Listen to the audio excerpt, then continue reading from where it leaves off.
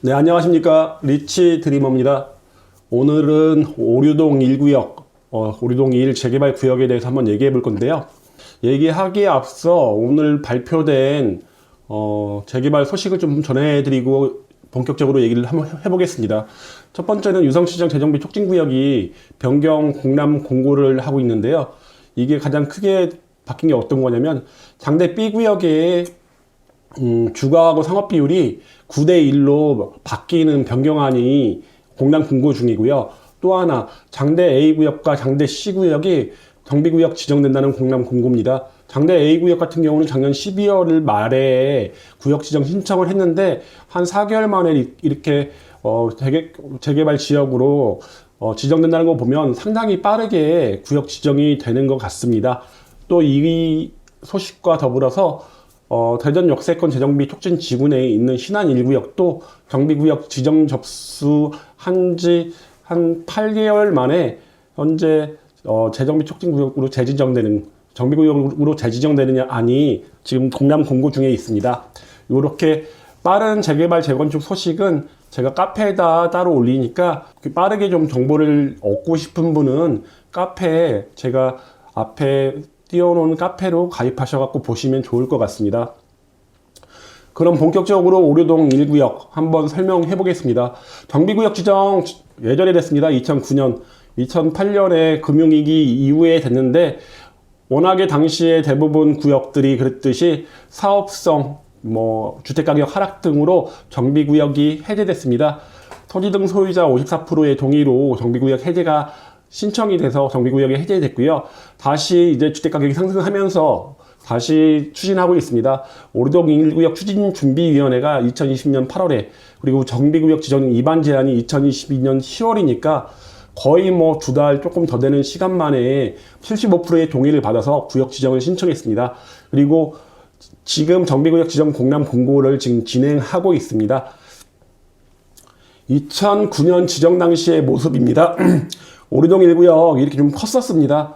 오륙역하고 거의 맞닿아 있다 보니까 초역세권 구역이었습니다. 하지만 당시 면적은 54,000제곱미터 적지 않은 면적이었고요.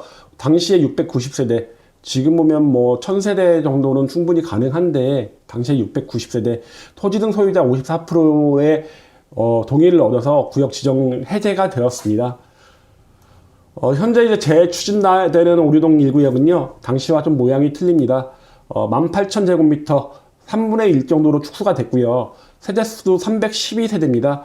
조합원은 125명이고요. 지하 3층, 지상 34층으로 지어집니다. 건폐율 21%, 용적률 250%에 가깝습니다. 39제곱미터 임대 물량이 조금 있고요. 49제곱미터도 임대 3세대 외에 10세대가 분양됩니다. 그리고 보시면 84제곱미터를 주로 건설합니다. 312세대 중에 228세대가 84제곱미터니까 대부분 84로 구성되어 있고요. 312세대밖에 되지 않지만은 조합 입장에서 만약에 84를 좀 줄이고 좀 더 작은 면적들이 많이 건설된다면 400여 세대의 건설도 예상할 수 있다고 얘기를 합니다. 현재의 오류동 1구역 모습입니다. 보시면 요 부분이 예전에 포함됐던 구역인데 현재는 들어가 있지 않고 요렇게 오류초등학교 옆에 부분만 요렇게 구역으로 지정돼서 지금 재개발이 추진 중에 있습니다.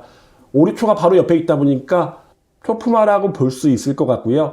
가장 큰 장점은 1호선 오룡역, 1, 2호선 환승역인 서대전 내거리역, 3호선역인 서대전역까지 이렇게 트라이앵글 존에 들어가 있습니다. 그러다 보니까 어느 구역으로, 대전 어느 구역으로, 아니면 지금 발표된 것처럼 1호선 지하철이 세종을 지나서 청주공항까지 갈 수 있다면 굉장히 큰 교통 수혜를 입는 구역 중에 하나로 보여지고요. 삼성아파트가 이렇게 1, 2, 3호선 같이 품고 있다 보니까 가격이 상당한데 이게 오류동 1구역이 신축이다 보니까 아마 갈아타시는 분들도 좀 계실 것 같다는 생각이 들고요. 삼성아파트가 최고 높이가 15층, 최고층이 15층인 거 반해서 34층으로 지어지다 보니까 고층 세대들은 앞이 확 트인 느낌을 받을 것 같습니다. 그리고 인근에 재개발이 많이 추진되고 있죠. 태평동 2구역과 태평동 3구역이 오류동 좌측 방향에서 추진되고 있고, 우측 방향으로는 용두 재정비 촉진, 용두 선화 재정비 촉진 구역 중에 가장 최대라고 할 수 있는 용두 A 구역이, 그리고 그 옆에는 올해 분양 예정인 선화 구역과 선화 B 구역이 이렇게 위치하고 있습니다.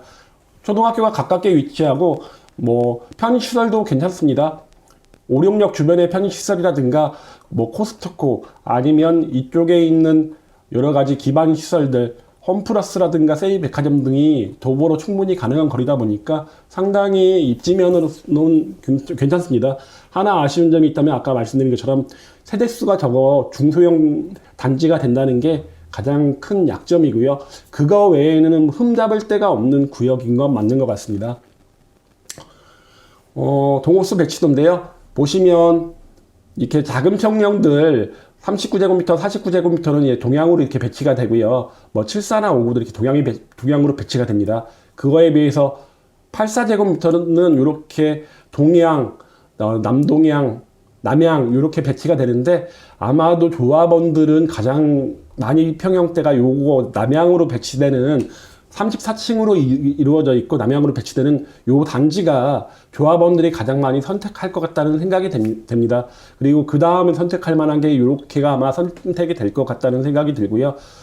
여기 옆에 오류동 1구역 옆에 도로는 지금은 보도 없는 왕복 2차선입니다. 굉장히 위험한데요.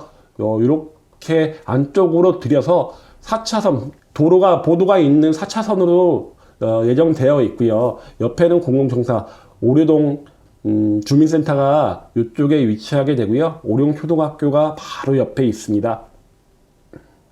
태평중학교 통학거리인데요. 오류동 1구역은 중학교는 여러 가지로 많이 배정이 되어 있는데 태평중학교가 가장 가깝습니다. 그러다 보니까 태평중학교에 신청이 가장 많을 것 같다는 생각이 들고요. 오류동 1구역의 중학교 학군 중에 태평중학교만 유일하게 남녀공학이고요. 나머지들은 이제 남중, 여중으로 나눠져 있습니다. 한번 인근 중학교 학업 성취도를 보면요. 대성중학교가 자립형 사립고 때문에 같은 재단이다 보니까 진학률이 자립형 사립부로의 진학률이 좀 높은 편이고요. 태평중학교도 대전평 과학고라든가 외고 진학률은 나쁘지 않습니다. 그리고 여중으로 충남여중이 압도적으로 외고 국제고를 많이 보내는 중학교다 보니까 여아를 키우는 세대에서는 굉장히 좀 폭넓게 선택할 수 있는 중학교 학교군을 좀 갖고 있는 것 같습니다. 인근중학교 2020년도 특목고 진학률 보면요. 대성중학교가 과학고 1명, 외고 국제고 5명을 보냈고, 아까 말씀드린 대로 대성고등학교의 진학률이 많다 보니까 국제고를 32명이나 보냈습니다. 충남여자중학교는 과학고 1명, 외고 국제고를 10명이나 보냈습니다. 그러니까 여중 중에서는 굉장히 대전의 탑 클래스의 중학교라고 보시면 되고요. 중앙중학교는 남중인데요. 과학고를 2명 보냈고요. 태평중학교가 과학고 1명, 외고 3명, 자사고 13명을 보냈습니다.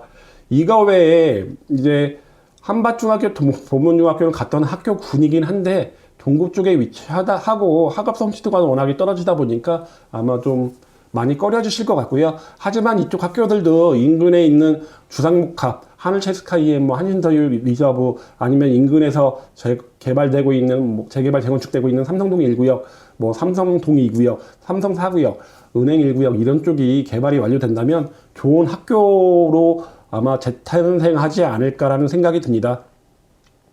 인근 아파트 시세 보면요. 현재 비교할 수 있는 게 목동 더샵 리슈빌입니다. 84제곱미터 기준 이제 7억 중반대까지 매매가 되고 있고요. 1000세대가 조금 안 되는 993세대다 보니까 아마도 비교를 하기는 조금은 약한데 장단점이 있죠. 우선 첫 번째는 굉장히 큰 단지라는 거는 목동 더샵 리슈빌이 우수하지만은 역세권 측면에서는 오류동 1구역이 훨씬 더 우세합니다. 그리고 옆에 있는 오류동 삼성 보면요. 34년차 아파트인데 현재 5억대, 84 기준으로 5억 5,500까지 찍었습니다.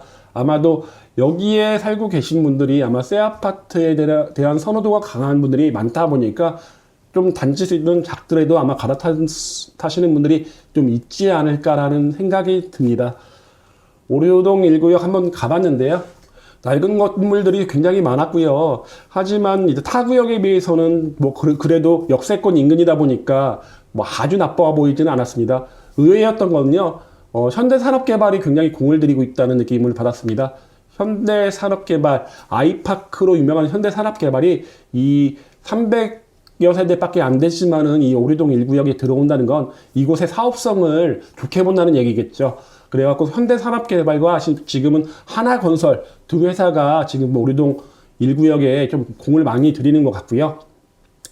여기 보이시는 게 이게 오류초등학교입니다. 바로 인접하고 있고 옆에 이제 오류동 삼성아파트가 보이죠. 뭐 도로가 그렇게 나빠 보이진 않고 뭐 좀 좁은 도로가 있거나 그렇지는 않았습니다. 다른 구역보다는 그런 부분은 좀 장점으로 보이고요. 아마 좀 건설되면 입지가 좋다 보니까 많은 분들이 좀 관심을 가질 수 있는 구역이 아닐까 싶습니다.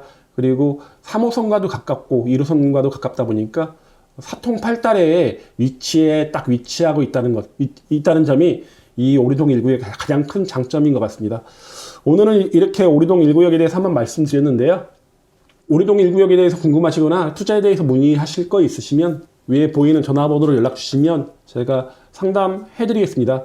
오늘은 이렇게 오류동 1구역에 대해서 한번 말씀드려 봤습니다. 이상으로 마치겠습니다.